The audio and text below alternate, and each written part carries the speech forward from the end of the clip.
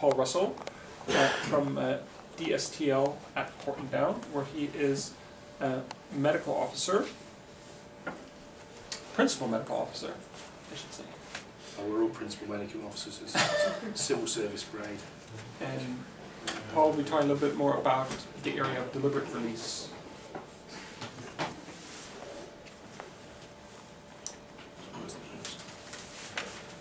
So why we've been meeting here, we've been talking about the problems of the sort of burden of disease globally.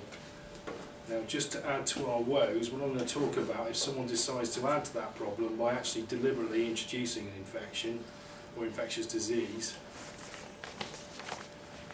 and the challenges and issues that that brings with it. Yeah. Slideshow. So I work on Windows 3 or something. There you go, you got it, you got it. Just use the arrow. That's it. So issues and challenges surrounding medical countermeasures. As I've been introduced, I'm Dr. Russell.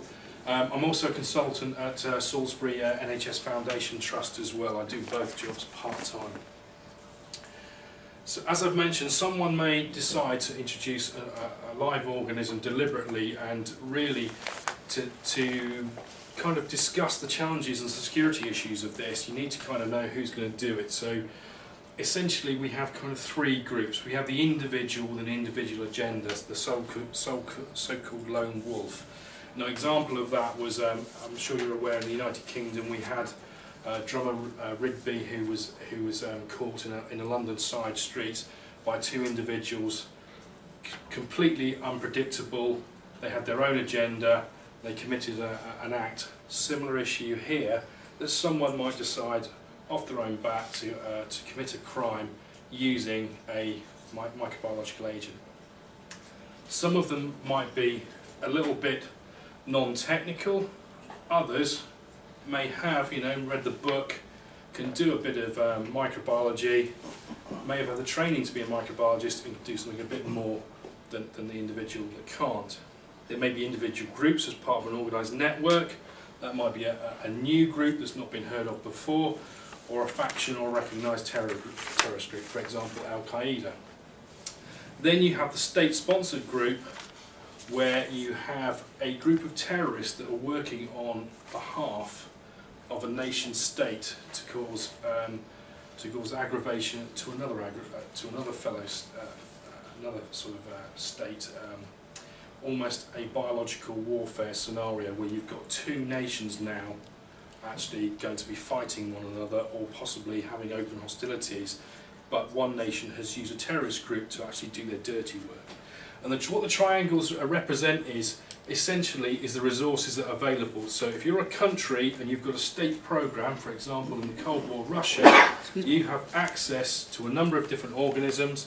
You have access to a number of delivery systems. You have cruise missiles, you have aircraft, you have intercontinental ballistic missiles. The individual is not going to have a Scud missile in his backyard, okay? But he may have a delivery system along the lines of a fire extinguisher. Resources.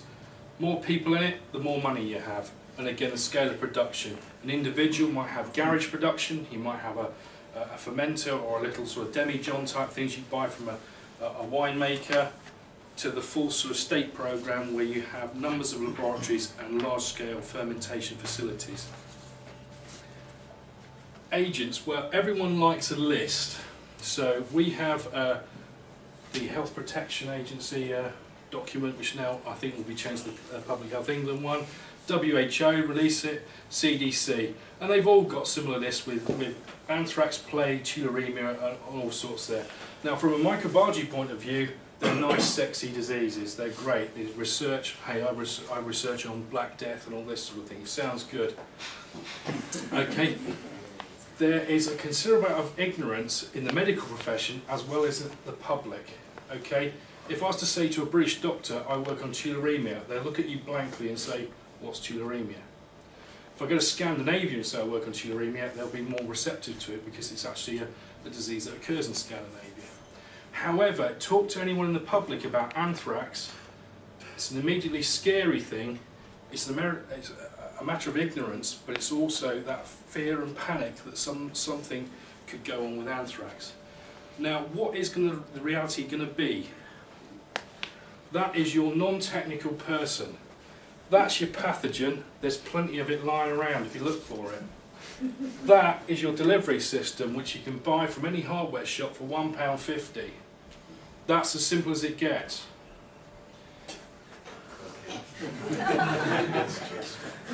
You don't need anthrax, you don't need plague, you don't need Gucci. You just need whatever.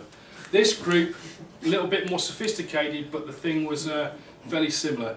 They managed to get Salmonella typhimurium from a collection. So first security issue, if your organisation holds collections, you watch who's asking for bugs from your collection.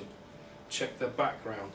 It's actually been made quite difficult now to actually order stuff from your microbiology collections. They had some people with some skill, so they were a bit more sophisticated than hoiking some poo out of the toilet, actually grew some up.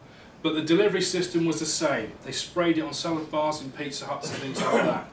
And they created 750 cases of salmonella food poisoning with 45 people hospitalised, no fatalities. It wasn't discovered for a year. However, someone with a bit more sophistication, allegedly, a scientist in the United States, decided to take things further and actually did put anthrax through the post. You can see the problems it created. The FBI conducted an investigation. Food poisoning from a restaurant happens. It's hard to tell whether it's deliberate, it happens. Anthrax in the post is slightly more unusual, so hopefully someone picked up on it. The FBI did an investigation over 6 continents, 9,000 interviews, 67 searches and 6,000 calls to court, with a cost of nearly $6 billion to actually clean, $1 billion to clean up. But fortunately for people like myself and anyone interested in bioterrorism, they've started throwing a lot of money at medical countermeasures. Now, whether that is a sort of a bit of a over-egged response, I don't know. This is basically a map of the anthrax attack in the United States. All I want to point out is people were investigating things in Russia, Peru, Lithuania, where the post went. They had to follow the post wherever it went. It affected over 5 or 6 states in the United States, and as I say, there were a number of cases with about 5 fatalities. So if you do this, the outbreak is like any other outbreak. You get a source, you get dissemination as people disperse. So these people aren't going to turn up in hospital all at the same time saying, I've been exposed by something. They're going to come in ones or twos sick in different places around the country. And you're not going to be able to tie up what's going on. And it's going to take time for people to actually put the clues together to say actually something's going on. And beyond that, is it a natural outbreak or is it a deliberate outbreak? You might get an unusual disease. We don't get plague in the UK, so if we get plague in the UK, it might be a problem. It might be an unusual presentation. But be aware. In the United States, suddenly the crows started dying, they started falling out the trees. Old people started to become unwell with an encephalitis. West Nile virus had arrived. The mosquitoes had been brought from abroad. They'd arrived, they could breed in tyres and standing water, in old tyre sort of dumps and things like that. They were able to propagate the disease. This is monkeypox. Some pet owners in the United States decided to bring in some illegally imported rodents, which the disease is carried by. It's now established in the United States. The other thing, vaccination. We don't immunise against smallpox anymore. It's now occurring in Africa. The belief is the vaccine for smallpox actually did protect against monkeypox as well. So you're seeing a disease recurring because the control measures have been taken away. And in the UK, we haven't escaped it. We've seen anthrax in intravenous drug users. Unusual presentation, but the suspicion is that the drug smugglers coming from Afghanistan to Turkey are using contaminated goat skins to bring the heroin across. So you do see unusual cases, but it's not deliberate release. Now if you do have a deliberate release, how are you going to deal with it? You deal with it in exactly the same way as any other outbreak. It's a multi-agency. In the UK, if you're ill, you'll be dealt with by the NHS and going up the sort of scale of the Department of Health. Whether that be through Public Health England, looking at the any outbreak scenario. The problem with government departments is if you want to get government departments to work together, it's like herding cats. Okay, trying to get multi-agency sort of joined up thinking, it can be difficult. DEFRA deals with food, agriculture and rural affairs. So if the disease has an agricultural implication, for example anthrax, which can affect livestock as well as humans, they will need to become involved. And other departments may become involved as well. So for example, in the flu outbreak, the education department becomes involved because they may have to shut schools down. The Home Office becomes involved because there may be law enforcement issues. The MOD may have to support logistics, and the Treasury has to pay for it all. And moan about it. Now, difference between deliberate release and a natural outbreak is it's a crime. So as well as the dimensions of dealing with an infectious outbreak, you've got to deal with a crime. So you need to bring in the law enforcement agencies as well as your healthcare agencies, your counter-terrorism agencies and your security services. And there'll be a requirement for technical advice for forensic exploitation. DSTL provides some of that service to the Home Office, to the Ministry of Defence and to the Foreign and Commonwealth Office for advice. We don't strictly provide healthcare advice because that's Public Health England's area, because effectively now a person is sick, it's a Department of Health problem. That's how things are split politically. The challenge is, it's a political challenge. It's a repugnant act. Who did it? Find out who did it. Do we retaliate? If you can imagine the 9/11 attack, George Bush would have been under pressure to actually find the perpetrators and respond in kind. There's a big pressure on him to do that. And also there'll be the inevitable sort of media outburst of something must be done. It also occurs in natural outbreaks. If there's a flu outbreak, why wasn't anything done? Why weren't we ready for it? Social-wise, I've said, sexy diseases that no one's ever heard of. If there's Ebola somewhere, you can imagine the public is just going to panic about it. There's a lot of ignorance about these diseases, what they're capable of, how they spread. Treating the sick, there may be large numbers. Treating the well, there'll be even bigger numbers. A Lassa fever case was imported from Africa, arrived on an open ward in London. No transmission, no evidence of transmission. However, over 400 people were tracked down and screened for Lassa because everyone went ballistic about it. Alright? Lassa, you've actually got to hug the person and squeeze the blood out of them to catch it, but there's a lot of ignorance about it. And the same thing will occur in this, and you'll get social interventions as well, again like I said with flu, about restricting movement and restricting sort of public events and maybe closing schools.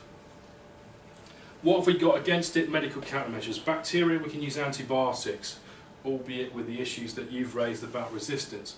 However, some of these require intravenous medications. If you've got 400 people pile up with a fever, you're not going to get an intravenous line in all of them. You want preferably an oral agent. Those patients that are vomiting or have diarrhea, that will be a problem, or an intramuscular one. Now, some of the antibiotics you give intramuscularly are extremely painful, although people, if they're sick enough, won't mind you doing that sort of thing. There's the issue, do you stockpile? That has cost implications, that has storage implications, and it also has a turnover time. Drugs will run out, they have a finite life. You have to turn over and restock, and again it brings you back to storage and expense.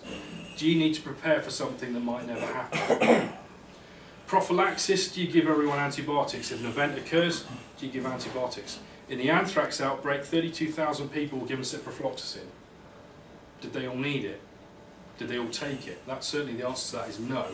So there's a wasted resource, but how do you kind of discriminate the people that might need it, that might get infection, from those that probably won't? Timely administration is necessary. Yellow card. Referee. Antivirals, there are very few. There's no incentive to actually make antivirals against possible bioterrorism agents.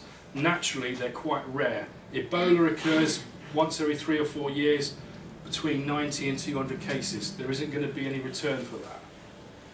There's also poor efficacy and paucity of evidence for some of them that actually work. And also, companies are likely to go for the public health threats like influenza and HIV. And the same can be said against vaccines as well. There is a sort of demand for public health diseases, like flu, but even then, are those vaccines acceptable to the population? In the UK, we've had a big problem with MMR, and we're now paying for that now with a number of measles outbreaks. DSTL, we do work on medical countermeasures, we do de novo vaccine research, we do stuff, and we do look at new vaccines that we come across by doing pathogenesis research. We do not make new antibiotics. We look at current antibiotics or old antibiotics and we can test them. And we do have expertise in handling dangerous pathogens in high containment facilities. That's coupled with diagnostics and detection research and specialist advice to government to try and prevent the proliferation of agents. And we do collaborate with industry and nationally. The media calls us the top secret germ warfare factory. 80% of our work actually is published in the open literature, and we do collaborate with various places. Put it into context and bring it back to the meeting, the biggest terrorist of all is Mother Nature. Alright? Since 1940, it's estimated that one new infection occurs every 18 months. Thank you. Good. Thank you very much.